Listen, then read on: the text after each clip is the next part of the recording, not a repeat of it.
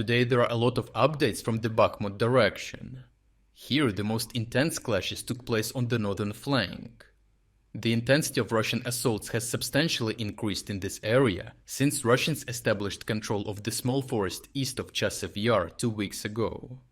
As you know, Russians previously advanced for 1 kilometer across open fields to reach the forest and establish their presence there. While the assaults across open fields resulted in a high loss rate among assault units, once Russians took the forest, they placed themselves in a very convenient position. Positions in dense forests enabled Russians to conceal large force concentrations from Ukrainian drones, which would otherwise allow artillery fire correction and FPV drone strikes. For that reason, Russian forces decided to take time to regroup and prepare fresh troops to resume assault operations.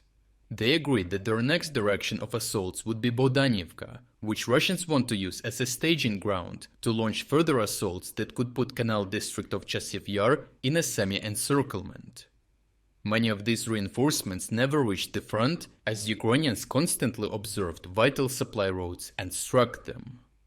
Ukrainian fighters from the 45th Artillery Brigade targeted Russian reinforcements on the way to the forest.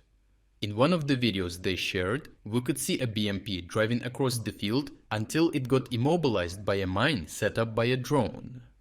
After that, over 20 Russian soldiers dismounted and tried to take cover at a nearby tree line. Unfortunately for the Russians, they became a target of Ukrainian cluster munitions and artillery fire that killed most of them, while landmines finished off the others. To prevent Ukrainians from striking their forces in the open, Russians launched massive airstrikes against Ukrainian positions in the town. Russian sources published footage of aerial bombings with Su-34s that launched their glide bombs from afar at Ukrainian fire positions in the Kanal district. Additional footage by Ukrainian fighters shows Russian Su-25s safely flying directly above Ukrainian positions in the town, providing close air support to Russian ground forces. Ukrainian fighters reported that Russians established total air superiority over Chasiv Yar and surrounding areas, while Russian jets also managed to fly as far as Bohdanivka. With Ukrainian fire positions in the high-rise buildings of the Kanal district suppressed, Russians launched a major assault on Ukrainian positions in Bohdanivka from the forest. As previously said, Russian frontal assaults on the village failed, but the successful Russian flank attacks put Ukrainians at risk of being placed in a pocket. Therefore, Ukrainians withdrew from their positions in the town. Even though Russians are establishing a permanent presence in the village, the central Ukrainian fortifications are on heights to the north of the settlement, from which Ukrainians exercise fire control over the area and monitor the movement of Russian troops.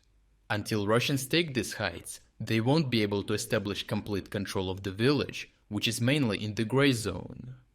To deny Ukrainians fire control over the village, Russians would need to launch an attack from the northeast of the town along the hills, but instead, Russians chose another vector of assault. Russians chose to fight through another forest to the southwest of Bohdanivka and north of the Kanal district. This way, Russians could reach the Seversky Donets Canal and cut off one of 2 bridges supplying the Kanal district, while maintaining fire control over the main bridge.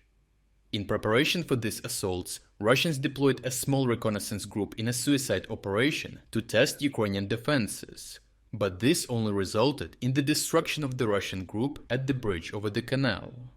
However, the Russian commanders seemed to be satisfied with the results of this operation, so the Russians started accumulating forces for the next assault in Bohdanivka. Ukrainians understand this, and for that reason, they are targeting Russian forces' concentrations within the village. The second Russian vector of assault south of the Kanal micro-district is through the forests northwest of Ivanivska. Ukrainian sources confirmed that Russians advanced along the forests and are close to reaching the Seversky Donets Canal. These attack vectors showed that Russians are trying to engulf the Kanal district from 2 sides and put it into a pocket. Russians chose such an approach over frontal assaults that would otherwise produce small gains at attritional costs, as long as Ukrainian defenders supplied essential materials across the canal.